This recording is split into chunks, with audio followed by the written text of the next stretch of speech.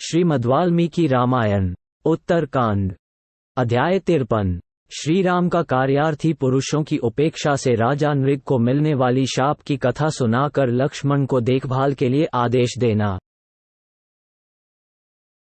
लक्ष्मण के उस अत्यंत अद्भुत वचन को सुनकर श्री रामचंद्र जी बड़े प्रसन्न हुए और इस प्रकार बोले,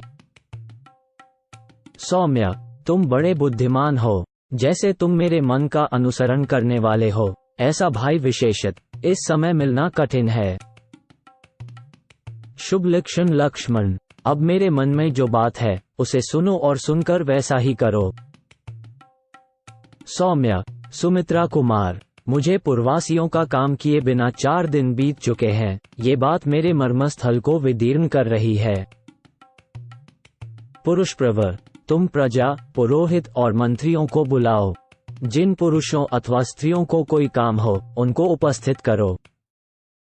जो राजा प्रतिदिन पूर्ववासियों के कार्य नहीं करता, वह निस्संदेह सब ओर से निश्चिद अतएव वायु संचार से रहित घोर नरक में पड़ता है।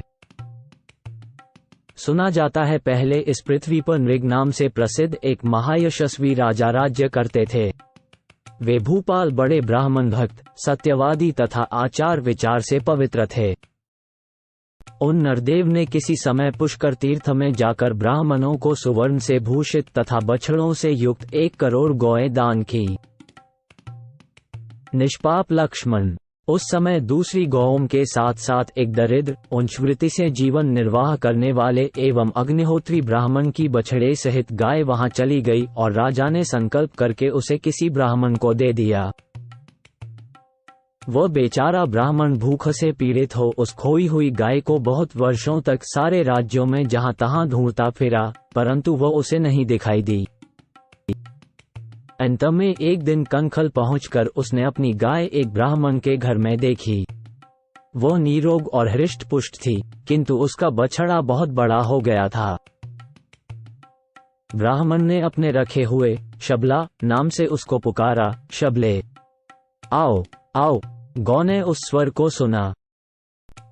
भूख से पीड़ित हुए उस ब्राह्मण के उस परिचित स्वर को पहचानकर वह गौ आगे आगे जाते हुए उस अग्नितुल्य तेजस्वी ब्राह्मण के पीछे हो ली। जो ब्राह्मण उन दिनों उसका पालन करता था, वह भी तुरंत उस गाय का पीछा करता हुआ गया और जाकर उन ब्रह्मर्षि से बोला, ब्रह्म, ये गौ मेरी है। मुझे राजाओं में श्रेष्ठ नृग ने इसे दान में दिया है। फिर तो उन दोनों विद्वान ब्राह्मणों में उस गौ को लेकर महान विवाद खड़ा हो गया। वे दोनों परस्पर लड़ते झगड़ते हुए उन दानी नरेश नृग के पास गए।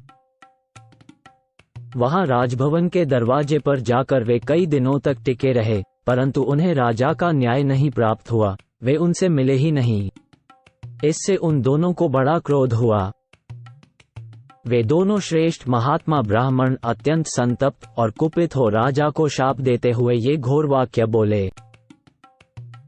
राजन, अपने विवाद का निर्णय कराने की इच्छा से आए हुए प्रार्थी पुरुषों के कार्य की सिद्धि के लिए तुम उन्हें दर्शन नहीं देते हो, इसलिए तुम सब प्राणियों से छिपकर रहने वाले गिरगिट हो जाओगे और सहस्रों वर्षों के दीर्घकाल तक गड्ढे में गिरगिट होकर ही पड़े रहोगे।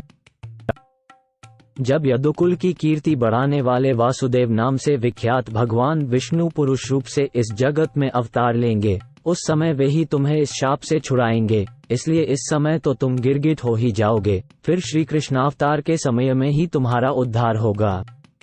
कलियुग उपस्थित होने से कुछ ही पहले महापराक्रमी नर और नारायण दोनों इस पृथ्वी का भार उतारने के लिए अवतीर्ण होंगे।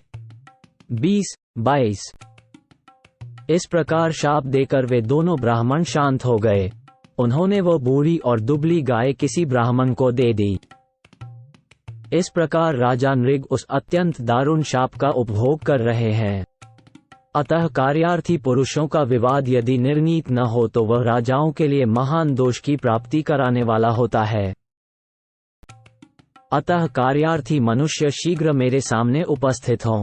प्रजापालन रूप पुण्य कर्म का फल क्या राजा को नहीं मिलता है?